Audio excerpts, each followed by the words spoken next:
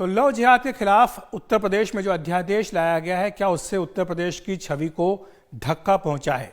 कम से कम 100 से भी ज्यादा नौकरशाहों की, जो पूर्व नौकरशाह हैं, उनकी जो चिट्ठी है उससे तो यही संदेश मिल रहा है। ये जो चिट्ठी है, ये चिट्ठी मुख्यमंत्री योगी आदित्यनाथ को लिखी गई है और इसमें 100 से भी ज्यादा नौकरशाह जो रह चुके हैं, IAS, IPS, IFS, उन्होंने इस पर सवाल उठाए हैं। उन्होंने कहा है कि ये जो अध्यादेश यूपी सरकार लेकर के आई है लव जिहाद के खिलाफ, ये गैर कानूनी है और इसे तुरंत वापस कर लिया जाना चाहिए। उन्होंने कहा कि जिस संविधान की रक्षा करने की शपथ मुख्यमंत्री ने ली है उसे उन्हें दोबारा पढ़ने की जरूरत है, यह इस चिट्ठी में लिखा गया है।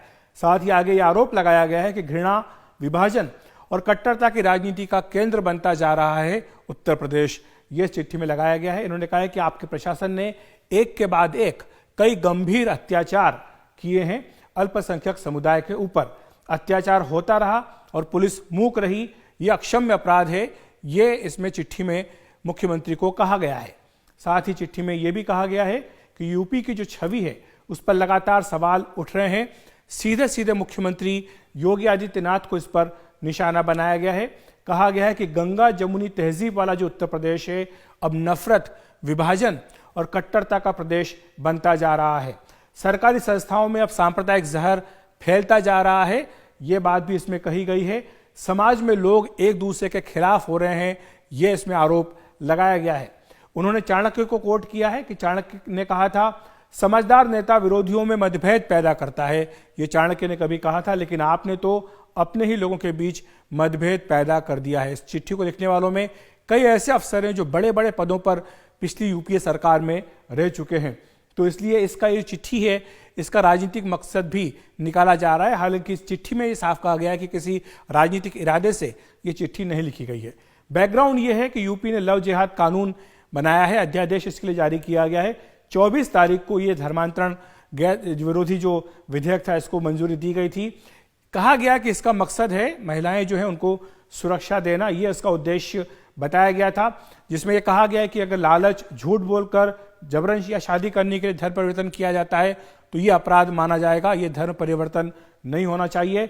धर्म छिपाकर, किसी को धोखा देकर अगर शादी की तो 10 साल तक की सजा हो सकती है, यह भी इस अध्यादेश में कहा गया है। लव जिहाद के मामलों में 5 साल की सजा और 15,000 रुपए का जुर्माना देने का प्रावधान इस अध्यादेश के जरिए किया गया है।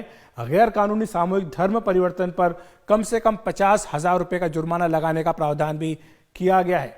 इसमें साथ ही यह भी कहा गया है कि 3 से 10 साल तक की सजा हो सकती है, तो यह काफी गंभीर इसमें सजा का प्रावधान किया गया है। कई जो है मॉडलिटीज बताई गई कि धर्म परिवर्तन अगर आपको करना है तो कैसे करना है। फॉर्म भरना होगा, 2 महीने पहले जिलाधिकारी को देना होगा, शादी से 2 महीने पहले जिलाधिकारी की अनुमति आपको लेनी होगी। इसका अगर आप उल्लंघन करते हैं तो 6 महीने से 3 साल तक की सजा हो सकती है और न्यूनतम 10,000 रुपए का जुर्माना भी हो सकता है। ये इस अध्यादेश के प्रावधान किए गए हैं। नाबालिग, अनुसूचित जाति, जनजाति की महिलाओं के धर्मांतरण पर कड़ी सजा का प्रावधान भी इस अध्यादेश में किया गया है। साथ ही यह भी साबित करना होगा, धार्मिक अगर अंतर धार्मिक शादियां होती, 2 धर्म के लोगों के बीच में शादी होती है तो सिद्ध करना होगा कि उन्होंने ऐसा करके कोई भी कानून नहीं तोड़ा है। तो ये काफी कठोर प्रावधान इस अध्यादेश में किए गए हैं। अगर लड़की का धर्म बदलाकर शादी होती है तो उसको सरकार ये कानून मान्यता नहीं देता है, यह इसमें कहा गया है। इसके अलावा अब यूपी के देखा देखी जो बीजेपी शासित अन्य राज्य हैं वहां पर भी इसी दिशा में आगे बढ़ रहे हैं।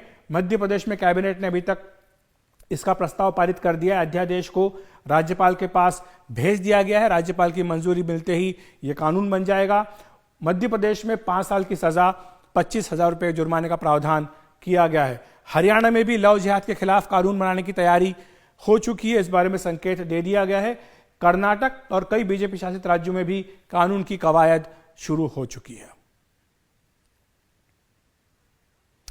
और इसी के साथ हॉट टॉपिक में बस इतना ही। देखते रहिए एनडीटीवी इंडिया।